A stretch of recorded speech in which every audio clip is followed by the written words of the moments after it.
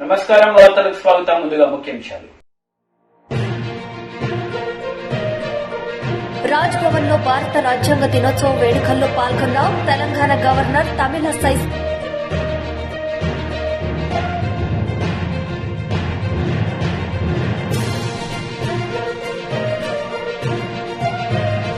రాజ్యాంగ దినోత్సవం వేడుకల్లో ఏపీ సీఎం వైఎస్ జగన్ ప్రతి ఒక్కరూ రాజ్యాంగానికి కట్టుబడి ఉండాలని వెల్లడి. రాజ్ భవన్ లో భారత రాజ్యాంగ దినోత్సవ వేడుకలు ఘనంగా నిర్వహించారు. ఈ కార్యక్రమానికి గవర్నర్ తమిళసై హాజరై మాట్లాడుతూ అందరూ రాజ్యాంగ విలువలు పాటించాలన్నారు. మన రాజ్యాంగం ఎంతో గొప్పదని, అది మనకు క్రమశిక్షణ నేర్పే పుస్తకం.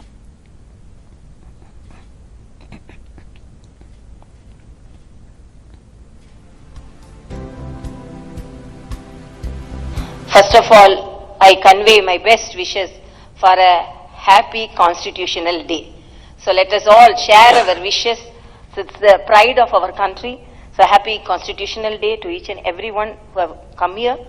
And I am really very happy that the legal heads, the experts have assembled here. So I welcome you all to Raj Bhavan. It is also time that we remember the Constitution to other equally eminent members of the Constituent Assembly for their vision and contribution. తెలంగాణలో సమీకృత rocket design తయారీ పరీక్ష కేంద్రం ఏర్పాటు చేస్తామని మంత్రి కేటీఆర్ తెలిపారు. Private రంగంలో రాకెట్ను విజయవంతంగా అంతరిక్షంలోకి ప్రయోగించిన Hyderabad company sky root aerospace అభినందన సభలో కేటీఆర్ ఈ మేరకు ప్రకటించారు. తెలంగాణ ప్రభుత్వం రూపొందించిన స్పేస్ టెక్ పాలసీతో ఇక్కడే రాకెట్లు తయారు చేయవచ్చని, ఇక్కడి నుంచే ప్రయోగించవచ్చని. Bharat is of course representative of India. I would imagine Bharat, right? Pawan is Pawan, wind, air. So in spite of all the headwinds, when these two guys came together, it had to happen, and it happened from Hyderabad, and that's what makes me the most happy. So congratulations Pawan, congratulations Bharat, congratulations Padma Shri Gyan Gandhi ji. Thank you, sir. We had met earlier. Thank you very much. And also I think Anand Technologies Subbarao garu for being a valuable partner to this young team. Congratulations to the 210 family of Skyroot, which should really, I mean, this is once in a lifetime kind of a moment. This is something that you can't recreate. This is a truly historic moment, not just for you, but for the entire Indian space tech industry. And it could not have happened from a better place than Hyderabad. And I remember very, very distinctly and very vividly when Jayesh, myself, MSR, Sujay, all of us were part of the historic launch of space tech policy by government of Telangana. We had done it in metaverse because this was during the COVID times. So we had done it in metaverse, and it was the first of its kind for a government to launch its policy in metaverse also. So I'm truly happy, truly proud that a space tech company from Hyderabad, from India, has broken all barriers. And what's even more astounding, like they say, when you don't understand something, people say it's not rocket science, like MSR said. But to actually ace rocket science and to actually make it happen in the very first go, I think one of the very few companies in the world is what Pawan and Bharat were telling me, to have done this across the world. Ante first attempt lone మనం స్పేస్లోకి rocket పంపించే సత్తా మనకుందని చెప్పగలిగే శక్తి సంతరించుకోవడం అంటే అది మామూలు విషయం కాదు. కాబట్టి kudos to all of you and your abilities and your amazing teamwork. It cannot happen, with 2 or 3 people coming together. I'm sure all of you together had to pull out all-nighters, had to pull out extra hours, had to pull out lot of hardships, had to endure a lot of hardships during the last couple of years. I know these guys were doing a lot of rounds to investors, lot of rounds to private equity players. They really toiled hard, both of them, to pitch and to get the right kind of investment. And your biggest shareholder is on his way. He said he'll join us shortly.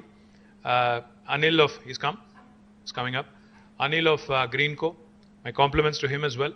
Because inventors, innovators need capital, need the support, especially when you're trying to break through in new sectors. Because already established sectors, somebody trying to ape an Amazon and come out with an arm, a similar e-commerce arm, is a relatively easy story to sell.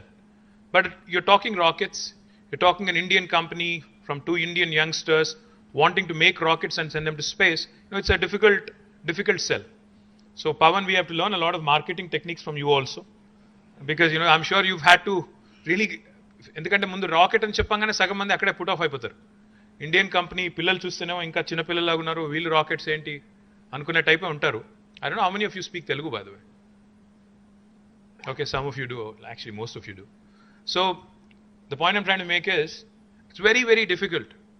It's like literally selling sand in a desert. And not easy. You're breaking barriers, you're breaking ceilings, you're breaking new frontiers. This is not easy job. And also what's even more important is, see, I've seen these guys before, I'm seeing them again. I've seen them 2 years ago. I've seen them recently, even before the launch, and now I'm seeing them again today. Even today when I was talking to them, I could feel. So your biggest shareholder, your biggest investor is here. Why don't you come up? Hey, come up, it's okay.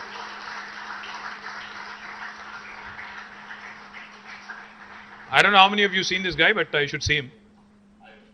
This is Anil Garu from Greenco.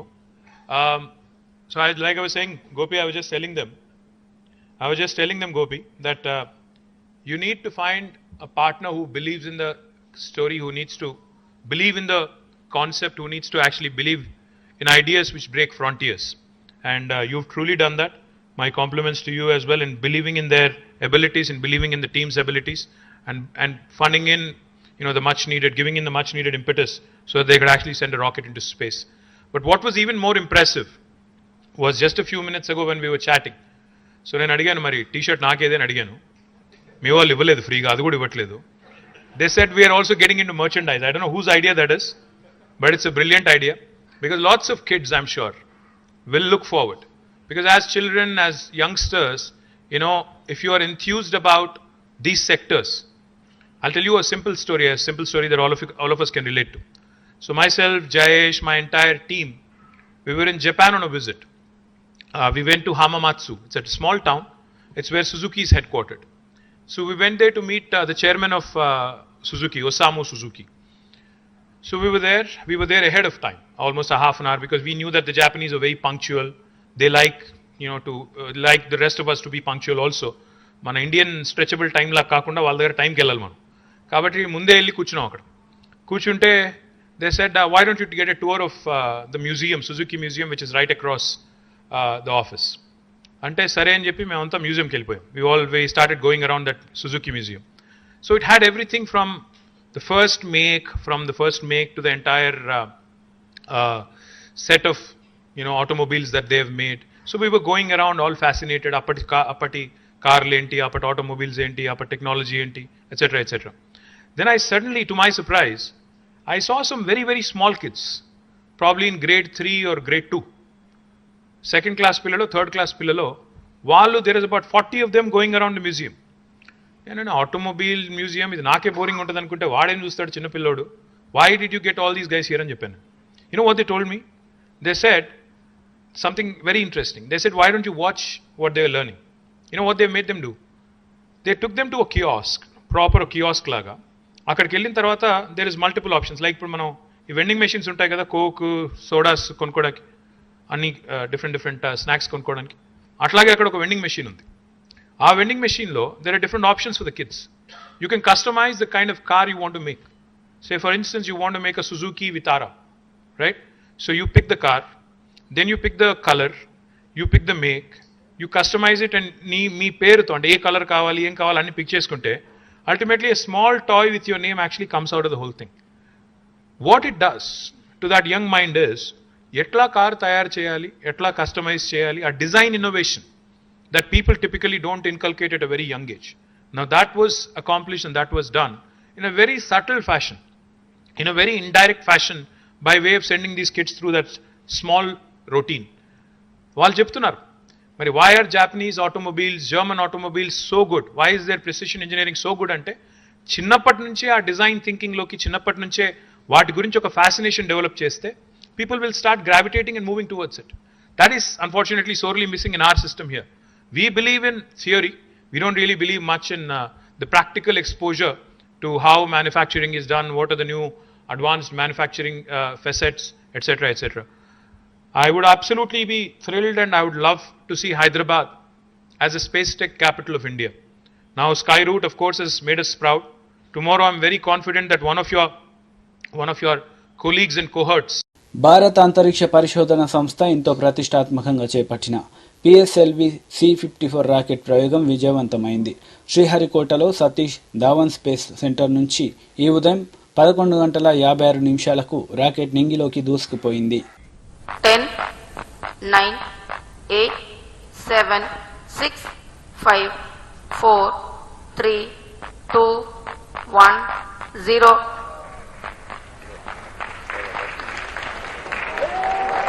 Liftoff normal. There's the textbook liftoff of PSLV C-54 EOS-06 mission.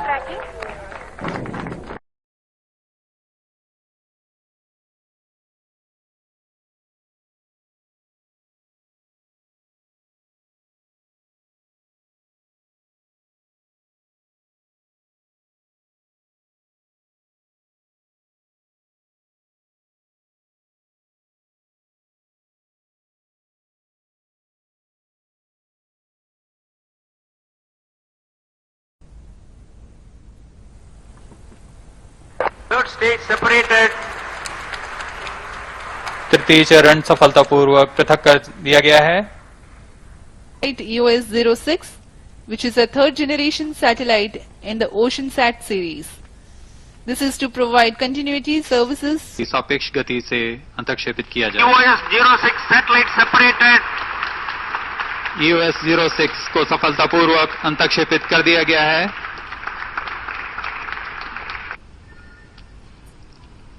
I'm really happy to announce the successful accomplishment of the PSLV C-54 EOS-06 mission in its first phase of the mission, injecting the EOS-06 satellite at its intended orbit very precisely. And we also observed that the performance of the rocket in this mission in all its stages and functions were exceedingly good. And congratulations to the entire team, PSLV, for making yet another successful mission in the series of its. నేడు రాజ్యాంగ దినోత్సవ సందర్భంగా వైఎస్ఆర్సీపీ నాయకులు వేడుకలు జరిపారు. ఈ సందర్భంగా రాజ్యాంగ దినోత్సవ వేడుకల్లో ఏపీ సీఎం వైఎస్ జగన్ ప్రసంగించారు. గౌరవనీయులు పెద్దలు గవర్నర్ గారు శ్రీ విశ్వభూషణ్ హరిచందన్ గారికి నా హృదయపూర్వక నమస్కారాలు.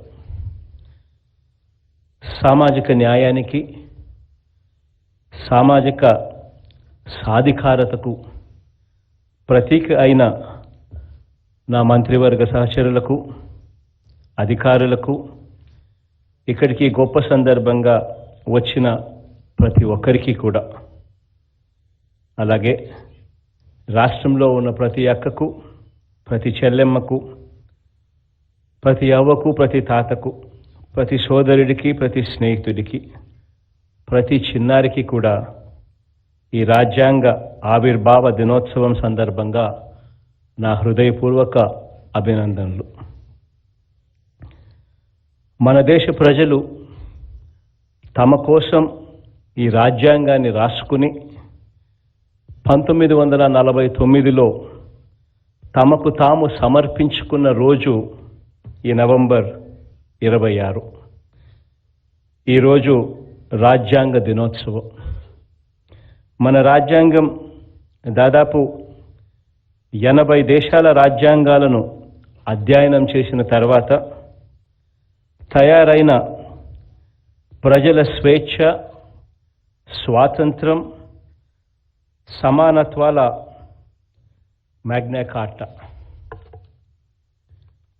ఇది ప్రపంచ మానవ చరిత్రలోనే, ప్రజాస్వామ్య చరిత్రలోనే, సమానత్వ చరిత్రలోనే,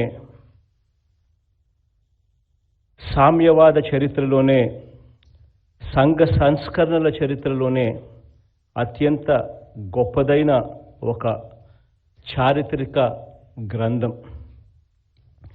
ఈ రాజ్యాంగం ఎంత గొప్పది అనంటే 28 రాష్ట్రాలు, 8 కేంద్రపాలిత ప్రాంతాలు, 3000 కులాలు, ఉపకులాలతో కలిపితే 25,000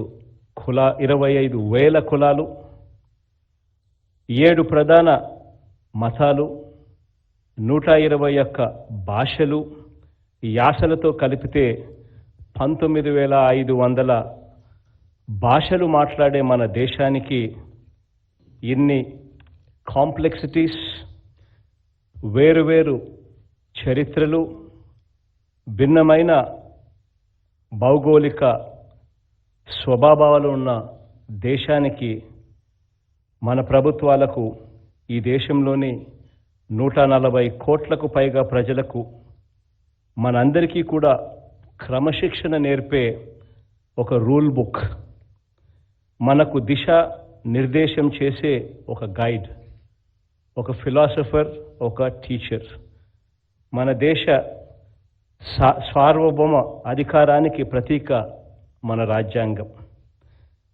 ఇంత గొప్పదైన మన రాజ్యాంగాన్ని మనకు ఎవరు అందించారు అని అంటే, పుస్తకం ముట్టుకునేదానికే అంతకుముందు వీలు లేని సమాజంలో జన్మించి ఎవరు చదవనన్ని చదువులు చదివి ఎవరికీ లేనన్ని డిగ్రీలు, విదేశీ డిగ్రీలు సైతం సంపాదించుకొని ఈ దేశం మారటానికి, నిలబడటానికి, ప్రపంచంతో పోటీ పడటానికి, ఎదగటానికి, ప్రగతి పథంలో పరుగెత్తటానికి కావలసిన ఆలోచనలు ఈ రూల్ బుక్, ఈ రాజ్యాంగ పుస్తకాన్ని, ఈ పవిత్ర గ్రంథాన్ని రచించిన వ్యక్తి ఆ మహానుభావుడు మన అంబేద్కర్ గారు.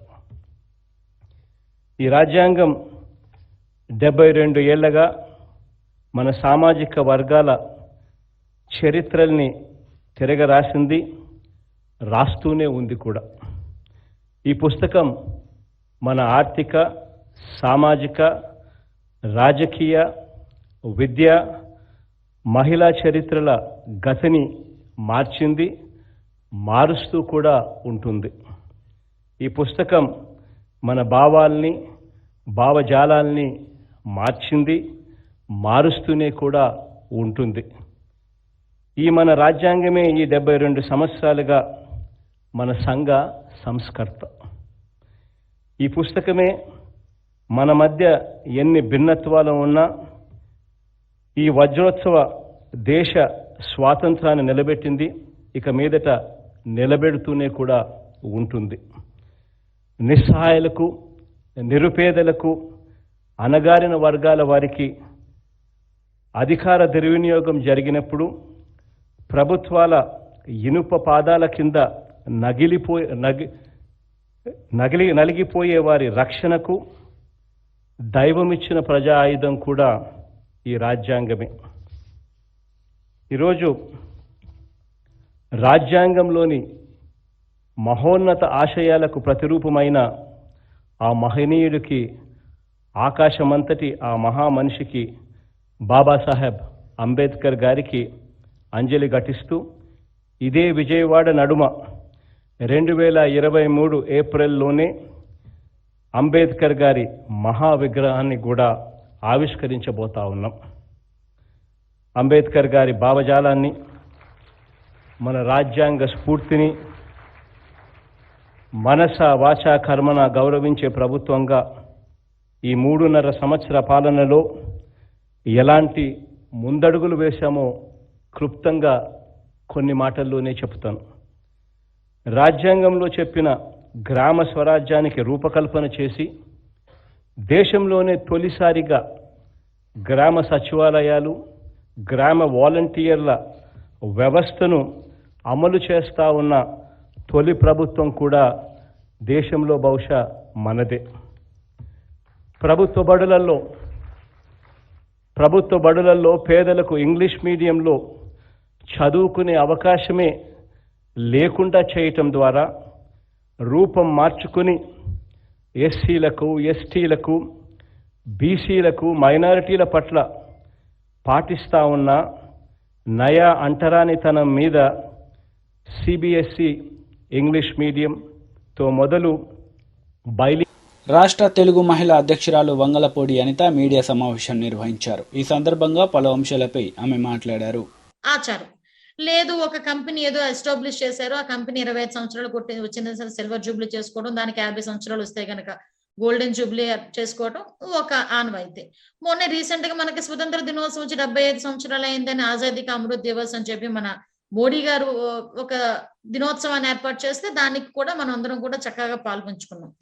లేదు, ఇంకా ఏదైనా ఒక ఇన్వెన్షన్ కనుక్కున్నారు, ఏదైనా ఒక వస్తువును కనుక్కున్నారు, ఒక ఎవరికి తెలియని విషయం కనుక్కున్నారు, దానికి సంబంధించి ఇన్ని రోజులు అయింది కాబట్టి మేము చేసాము అని చెప్పుకోవడానికి ఒక ఉత్సవాలు చెప్పుకుంటారు.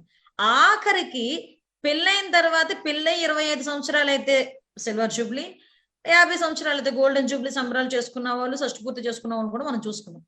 కానీ పుట్టినరోజు 50 సంవత్సరాలు ముగించుకొని 51వ సంవత్సరంలోకి అడుగు పెడుతున్న ఇటువంటి తరుణంలో స్వర్ణోత్సవాలు మనిషి బతుకుండగా చేస్తున్నారు చూడండి, వీళ్ళు పిచ్చికి పరాకాష్ట అనుకోవాలి. ఫర్ ఎగ్జాంపుల్ ఎన్టీ రామారావు గారు ఉన్నారండి. ఎన్టీ రామారావు గారు పుట్టినరోజు 100 సంవత్సరాలు అవుతుంది ఆయన పుట్టి. ఆ మహానుభావుడు పుట్టాడు కాబట్టి శత జయంతి ఉత్సవాలు జరుపుకుంటున్నాము అంటే ఒక అర్థం ఉంది. 50 సంవత్సరాలకు ఇంకా బతికున్న మనిషికే స్వర్ణోత్సవ సంబరాలు చేస్తున్నారు చూడండి. నిజంగా వీళ్ళ భజన కార్యక్రమానికి, వీళ్ళకి సర్కస్ విన్యాసాలకి అడ్డు అదుపు లేకుండా పోయిందని చెప్పడానికి దీన్నే ఉదాహరణగా చెప్పుకోవచ్చు. అంటే ఒక పర్యాటక శాఖకి సంబంధించి ఒక లోగో ఆవిష్కరించి దానికి ప్రజల సొమ్ము తాలూకా సొమ్ముని 2 కోట్ల రూపాయలు వెచ్చించి ప్రతి ఒక్క మెయిన్ సిటీస్ లో తిరుపతి, గుంటూరు, విశాఖపట్నం, ఫర్ ఎగ్జాంపుల్ ఇంకా ఎక్కడ ఉన్నాయంట, ఇంకా 5-6 చోట్ల కూర్చొని వీళ్ళందరూ కూడా సాంస్కృతిక సంబరాలు ఏర్పాటు చేసుకొని సాంస్కృతిక సంబరాల్లో సంస్కృతికి సంబంధించిన డాన్సులతో పాటు పాపం రోజా గారు తన తాలూకా ప్రమోషన్స్ ని కూడా చాలా ఎలివేట్ చేసుకుంటూ ఎక్కడ పడితే అక్కడ ఆవిడ పర్యాటక శాఖ మంత్రి అనే సంగతి మర్చిపోయి ఆ పర్యాటక శాఖకి సంబంధించిన సాంస్కృతిక విన్యాసాల్లో ఒక విన్యాసకురాలుగా ఫీల్ అయ్యి పాపం ఆవిడ కూడా చేస్తున్న విన్యాసాలు చూస్తూ ఉంటే నవ్వు వస్తుంది. నేను ఇప్పుడు ఏమంటానండి, ఇప్పుడు నాకు అర్థం అవుతున్నది ఏంటంటే, ఎలాగూ నియోజకవర్గంలో చీటి చిరిగిపోయింది, ఆ విషయం అందరికీ చెప్పేశారు. ఒక పంచాయతీ భవన్ ఓపెన్ చేయడానికి కూడా పోలీసులను అడ్డు పెట్టుకుని వెళ్ళలేని పరిస్థితులు అయిపోయింది. అటువంటి తరుణంలో పాపం ఆవిడ నియోజకవర్గంలో ఏమీ చేయలేక ప్రస్తుతానికి రేపొద్దున్న జగన్మోహన్ రెడ్డి గారు సీట్ ఇస్తారో లేకపోతే జగన్మోహన్ రెడ్డి గారి దగ్గర మార్కులు ఎలా కొట్టేయాలో కూడా తెలియక పాప ప్రజల సొమ్మును బేస్ చేసుకొని ఈ రోజు సంబరాలు ఏర్పాటు చేస్తుంది. నిజంగా నాకు ఆవిడ ఏదైనా సంబరాలు చేయాలి అనుకుంటే గనక జగన్ అన్నయ్య మీద అంత ప్రేమ, అంత ఒలకబోసేసే ఆవిడ ప్రేమ, చెప్పుకోలేనంత ప్రేమ ఉండేటప్పుడు పాప నగరిలో ఒక సంబరాలు ఏర్పాటు చేసి ఒక స్టెప్ ఏమనండి ఏమవుతుందో చూద్దాం ఒకసారి. అంటే ఇవన్నీ కూడా పక్కన పెట్టుకుని ఈ రోజు నేను మామూలుగా చాలా మంది ఏమంటారంటే జగన్మోహన్ రెడ్డి తాలూకా రాజ్యాన్ని కానీ జగన్మోహన్ రెడ్డి తాలూకా ప్రభుత్వ అడ్మినిస్ట్రేషన్ ని కానీ పులకేసి రాజుతో పోల్చుకుంటారు. పులకేసి రాజ్యాంగానే తయారైంది. ఎందుకంటే 51వ సంవత్సరంలో ఇతగాడు అడుగు పెట్టడం ఏంటి, వీళ్ళు స్వర్ణోత్సవ సంబరాలు అని చెప్పి టీడీపీ రాష్ట్ర అధికార ప్రతినిధి సయ్యద్ రఫీ మీడియా సమావేశం నిర్వహించారు. ఈ సందర్భంగా ఆయన మాట్లాడారు. ఇవాళ రోడ్లు ఎలా తయారయ్యాయంటే నరక కోపాల కింద మారిపోయాయి రోడ్లు. కొన్ని వేల మంది చనిపోవడానికి ఈ రాష్ట్రంలో రోడ్లు ఒక ప్రధానమైన కారణమయ్యాయి. ప్రభుత్వ లెక్కల్లో రానటువంటి మొగడాలు ఎన్నో ఉన్నాయి. బస్సులే పడిపోయినటువంటి పరిస్థితి, చక్రాలు ఊడిపోయి పొలాల్లో పరిగెత్తినటువంటి పరిస్థితి, రోడ్ల మీద నాట్లు వేసే పరిస్థితి, రోడ్ల మీద చేపలు పెట్టే పరిస్థితి. ఈ రకంగా రోడ్లు ఉంటే ఆయన ఏదో టార్గెట్లు పెడతా ఉంటాడు. 10,000 కోట్ల రూపాయలు కావాలని చెప్పేసి ఆయనే అంచనాలు వేశాడు, కానీ ₹1 విధించినటువంటి సందర్భం లేదు. ఇవాళ ఆటోలు, జిల్లా రహదారులో, రాష్ట్ర రహదారులో ఆటోలు తిప్పుకోవాలన్నా, ప్రైవేటు వాహనాలు వెళ్ళాలన్నా నరకం అనిపిస్తూ ఉన్నారు ప్రజలు. ఆటోలు వెళ్తే ఒక గర్భిణి ఎవరైనా సరే ఆటోలు వెళ్తే ఆటోలోనే ప్రసవం అయ్యేటువంటి పరిస్థితి ఏర్పడింది. కాబట్టి జగన్మోహన్ రెడ్డి ఇప్పటికైనా సరే, నువ్వు హెలికాప్టర్లో తిరుగుతూ ఉంటావు, ఎక్కడికి వెళ్ళినా సరే హెలికాప్టర్ తిరుగుతావు, లేదా జాతీయ రహదారులు తిరుగుతావు. ఒక్కసారైనా రోడ్డు మీద రాష్ట్ర రహదారులు, జిల్లా రహదారులు మీద ప్రయాణం చేయమని చెప్పేసి తెలుగుదేశం పార్టీ డిమాండ్ చేస్తూ ఉంది. నువ్వు గాల్లో తిరిగితే కాదు, రోడ్ల మీదకి వచ్చి తిరిగి ప్రజలు ఏం కష్టాలు పడుతున్నారు, నీ హయాంలో రోడ్లని ఎంత నిర్లక్ష్యం చేశావు, రోడ్ల మరమ్మతు కోసం ప్రతి ఏటా బడ్జెట్లో పెట్టే 200 కోట్ల రూపాయలు ₹1 కేటాయించకుండా రోడ్లు ఎలా బాగుపడతాయి? గతంలో పనిచేసినటువంటి కాంట్రాక్టర్లు బిల్లులు నువ్వు చెల్లించకపోవటం వల్ల బిచ్చమెత్తుకునేటువంటి పరిస్థితి, కొంతమంది చనిపోయినటువంటి పరిస్థితి, పెళ్ళం మెళ్ళలో పుస్తులు తాకట్టు పెట్టేటువంటి పరిస్థితికి నువ్వు కాంట్రాక్టులు తెచ్చావు. కేవలం నీ కక్ష సాధింపు రాజకీయాలకే. ప్రభుత్వాలు మారొచ్చు, కానీ ప్రభుత్వం అనేది ఒకటి ఉంటుంది, అధికారులు వాళ్లే ఉంటారు. తెలుగుదేశం పార్టీ హయాంలో వేసిన రోడ్లని చెప్పేసి రోడ్లనే మధ్యలో ఆపేశారు. ప్రజావేదికని కూల్చేసిన వాడివి నువ్వు. టిట్కో ఇళ్లను ఆపేశావు, రోడ్లను ఆపేశావు. నీ కక్ష సాధింపు రాజకీయాలు ఇవాళ ప్రజలు బలైపోతా ఉన్నారు. కాంట్రాక్టర్లు రావట్లా, ఒకసారి కాదు, 2 సార్లు కాదు, 3 సార్లు టెండర్లు పిలిచావు, బ్రతులాడుతున్నా సరే కాంట్రాక్టర్లు రానటువంటి పరిస్థితి. ఎలా? పక్క రాష్ట్రంలో ఎవరైనా బస్సులోనో కారులోనో ప్రయాణం చేస్తూ మన రాష్ట్రంలోకి చొరబట్టడంతోనే వాడు ఉలిక్కిపడి లేసేటువంటి పరిస్థితి. ఎందుకంటే రోడ్లు అంత అధ్వానంగా ఉన్నాయి, గుంతలు, గోతులు, నూతుల్లా మారినటువంటి పరిస్థితి. ఇతర రాష్ట్రాలకు చెందినటువంటి లారీలు వచ్చి రోడ్ల మీద పడిపోయేటువంటి పరిస్థితి. కాబట్టి నువ్వు సమీక్షలు చేస్తూ ఉన్నావు. దేనికి ఆ సమీక్షలు? నువ్వు డబ్బులు కేటాయించినప్పుడు దేనికి ఆ సమీక్షలు? పోయిన మార్చిలో అన్నావు నేను రోడ్డు మీదే ఉంటానికి నుంచి మన పార్టీ వాళ్ళందరూ రోడ్డు మీదే ఉండాలన్నావు. ఏ రోడ్లు ఉంటే కానీ ఉండటానికి? నీకు తెలుసు నువ్వు రావట్లా.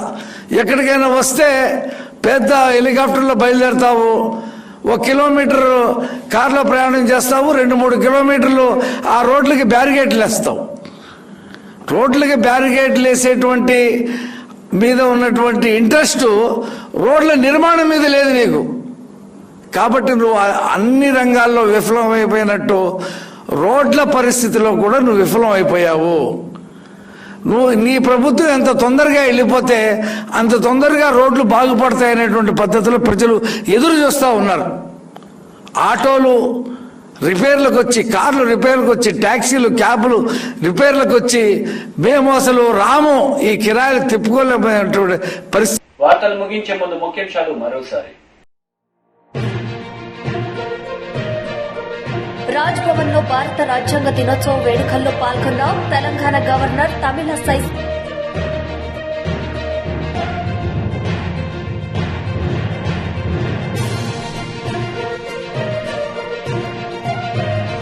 రాజ్యాంగ దినోత్సవం వేడుకల్లో ఏపీ సీఎం వైఎస్ జగన్ ప్రతి ఒక్కరూ రాజ్యాంగానికి కట్టుబడి ఉండాలని వెల్లడి.